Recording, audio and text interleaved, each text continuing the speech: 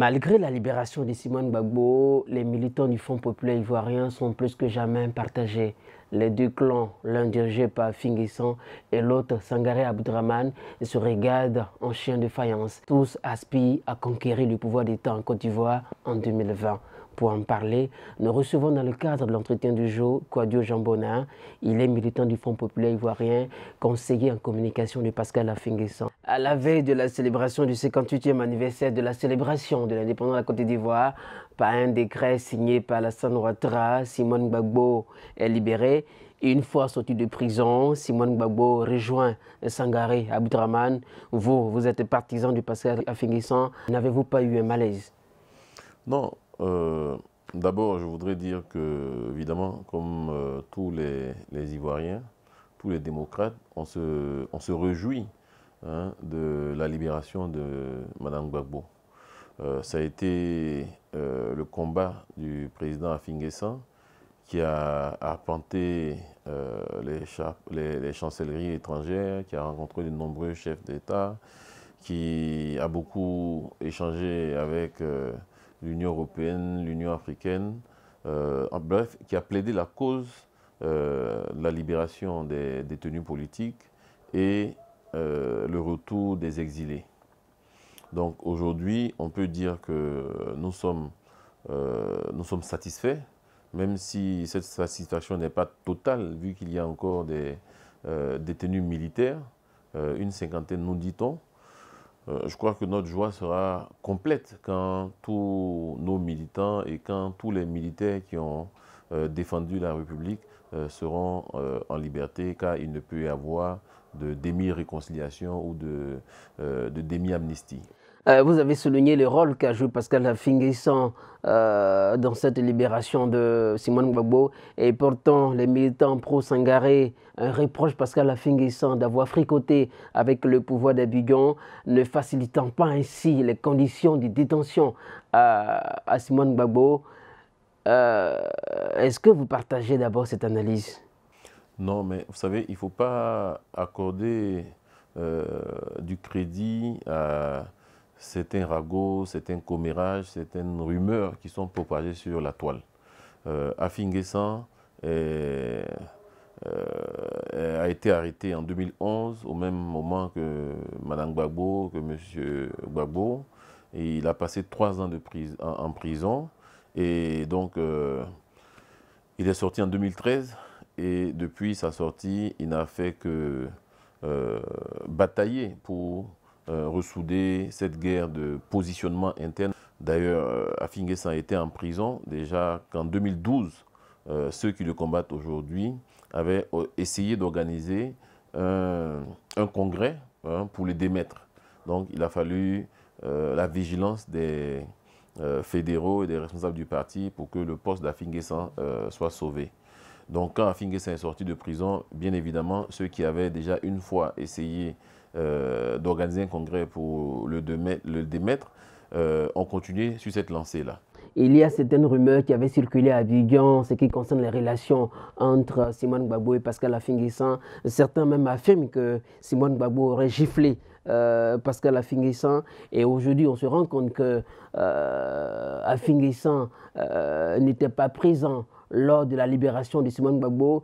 Et Simone Gbagbo, une fois sortie de prison, chez elle, à la maison, elle a conforté Sangaré Abdraman dans sa position de président du Front populaire ivoirien. Est-ce que les choses sont faites pour arranger les relations entre Simone Gbagbo et Pascal Affinguessan?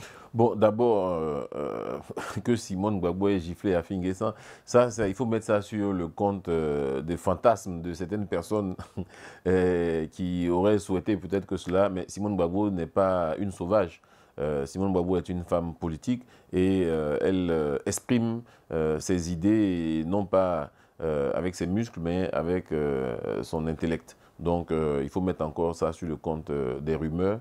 Il n'y a pas eu de voie de fait, de violence entre M. Pascal Affinguessan et Mme Simone Gbagbo.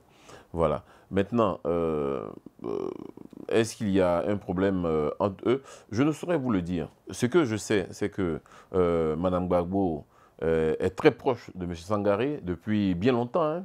depuis bien longtemps. Elle est très proche de M. Sangaré. Donc, Mme Gbagbo n'a pas rejoint M. Sangaré. Elle a toujours été avec lui, comme Sangaré a toujours été avec Simone Gbagbo et certains autres au sein du parti. La guerre interne au FPI qui, je dirais, qui explose aux yeux de tous aujourd'hui est une guerre de positionnement qui a commencé depuis bien longtemps. Vous savez, le parcours de M. Affi au FPI a été un parcours fulgurant. Voilà. En 1990, il est élu maire de Bongouanou, en plein apogée du parti du PDCI, le parti de Faux-Boigny. Il est élu maire de Bongouanou. Ensuite, en 1995, il est désigné par Gbagbo Laurent comme son directeur de cabinet dans l'opposition. En 2000, il est désigné par Gbagbo Laurent comme son directeur de campagne contre Guy Robert. Ensuite, il est nommé par Gbagbo Premier ministre, une fois que Gbagbo accède au pouvoir. Ensuite, il est élu en 2001 également président du Front populaire ivoirien. En 2010, il est désigné comme porte-parole de Gbagbo pour la campagne. Bon, évidemment, dans tout parti politique, dans toute organisation, une telle ascension suscite jalousie, suscite envie. Et donc, il faut mettre ça sur le compte je dirais, de cet état d'âme qui est propre à l'être humain. Au regard des militants du Front populaire ivoirien, Pascal Laffi-N'Guessan bénéficie de la légalité en ce qui concerne les pouvoirs publics ivoiriens. Mais par contre, Sangaré Abdraman jouit de la légitimité des militants du Front populaire ivoirien. Quel est votre avis sur la question? Ben, écoutez, M. Laffi-N'Guessan n'est pas reconnu par le pouvoir. Il est le président, donc cela s'impose au pouvoir. Voilà. Ce n'est pas le pouvoir qui le reconnaît ou non. Il est le président. M. Laffi-N'Guessan a été élu président du FPI en 2001. Tant qu'il n'y a pas un autre congrès qui vient le démettre ou il est battu, il reste le président statutaire. Donc cela s'impose au pouvoir. Voilà, donc il n'y a pas à dire qu'il est reconnu par le pouvoir. Ce sont les textes du FPI, ce sont les textes de la République que M. Ouattara a trouvé en place. Voilà, ce n'est pas des textes qu'il a créés spécialement pour M. Laffi-N'Guessan. Voilà, donc de ce point de vue, M. Laffi-N'Guessan est le président légitime et légal du FPI. Alors, certains parlent de légitimité. Vous savez, en politique, la seule manière de voir la légitimité d'un leader, c'est dans les urnes. C'est dans les urnes, c'est par le nombre de voix que vous avez. M. Laffi-N'Guessan s'est présenté en 2015 au présidentiel. Sur une dizaine de candidats, il est arrivé en deuxième position. Voilà, dans des conditions difficiles. Il venait juste de sortir de prison, il s'est comptes gelés, le FPI divisé, des milliers de militants en exil, de nombreux cadres en prison. Malgré ce contexte difficile, il est quand même arrivé en deuxième position. M. Laffi-N'Guessan a été élu député dans sa région et deux autres députés donc, du Front populaire ont été élus. Donc, sur quelle base peut-on dire qu'il n'a pas la légitimité alors que les autres n'ont pour seule légitimité que d'avoir appelé au boycott. Mais on ne peut pas évaluer quantitativement le boycott. Voilà. Donc, M. Laffi-N'Guessan est le président du FPI. Vous avez vu la fête de la liberté organisée par le Fonds populaire ivoirien. Vous avez vu le monde qu'il y avait. Quelques mois après, on a organisé le congrès au Palais des Sports. 12 000 personnes se sont déplacées à ce congrès. Donc, pour nous, la question de la légitimité ne se pose plus. Ce qui se pose aujourd'hui pour nous comme question, c'est la conquête du pouvoir, voilà, la reconquête du pouvoir en 2020. Voilà. Nous n'allons pas nous laisser distraire par, je dirais, ce que j'appelle très souvent des enfantillages. Voilà. L'heure aujourd'hui est à la reconquête du pouvoir. M. Ouattara a échoué, il a un bilan qui est négatif et notre objectif aujourd'hui, c'est d'aller à la reconquête du pouvoir pour redonner le pouvoir aux Ivoiriens. Voilà, c'est ce qui nous préoccupe aujourd'hui. Vous avez mentionné les dernières actions que vous avez organisées à Abidjan et on se rend compte que le camp d'en face aussi en a fait autant. Vous avez organisé la fête de la liberté. Vous avez organisé aussi le congrès de votre parti. Le camp Sangaré a aussi organisé la fête de la liberté et aussi organisé son congrès. Et à l'issue de ce congrès, Laurent Gbagbo a été désigné président du Front populaire ivoirien, alors que vous, dans votre camp, Pascal Affi-N'Guessan a aussi été élu président du Front populaire ivoirien. Quelle image aujourd'hui le Front populaire ivoirien veut donner aux Ivoiriens? Non, écoutez, moi je suis peiné que de hauts responsables, des gens qui ont occupé de hauts postes en Côte d'Ivoire, des postes de ministres d'État, se donnent ainsi un spectacle. C'est regrettable. Voilà, le FPI a quitté la clandestinité il y a plus de 30 ans. C'est dommage que des amis soient aujourd'hui contraints à aller organiser des kermesses dans des villages et qu'ils appellent Fête de la Liberté, aller organiser des congrès dans des villages qu'ils appellent congrès du FPI. Non, le congrès du FPI, c'est quelque chose de sérieux. Et vous l'avez vu, au congrès du FPI, il y avait de nombreuses délégations étrangères qui sont arrivées, de nombreux ambassadeurs qui étaient là, des États-Unis, de l'Italie, de la Belgique. Bref, ils étaient nombreux à être là. C'est bien le signe que le FPI est dirigé par Pascal Affi-N'Guessan. Il est reconnu par les autorités nationales, mais également à l'international. Simone Gbagbo sort de prison après 7 années de détention.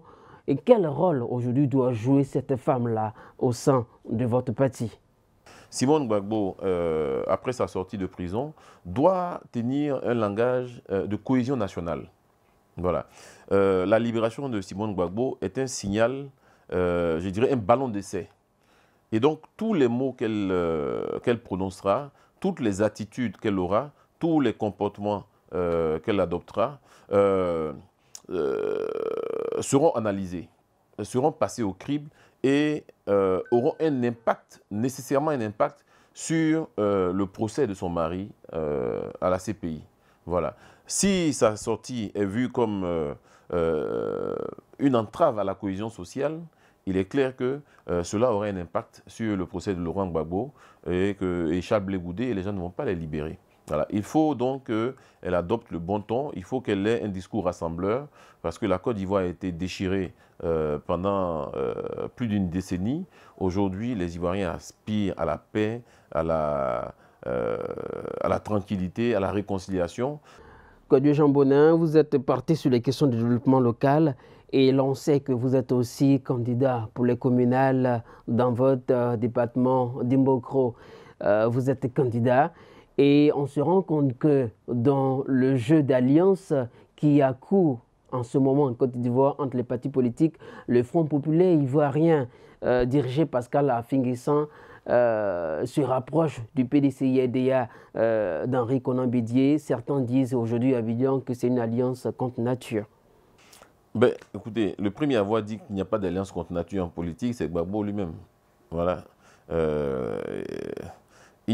L'alliance que nous faisons est une alliance nécessaire pour sortir la Côte d'Ivoire de l'impasse dans laquelle elle se trouve. C'est une alliance tactique. Voilà. Ce n'est pas une alliance idéologique, c'est une alliance tactique. Voilà. Pour qu'on ait une Côte d'Ivoire des valeurs. Et donc, c'est tout le sens donc, de cette alliance qui n'a pas encore été expérimentée en Côte d'Ivoire. Voilà.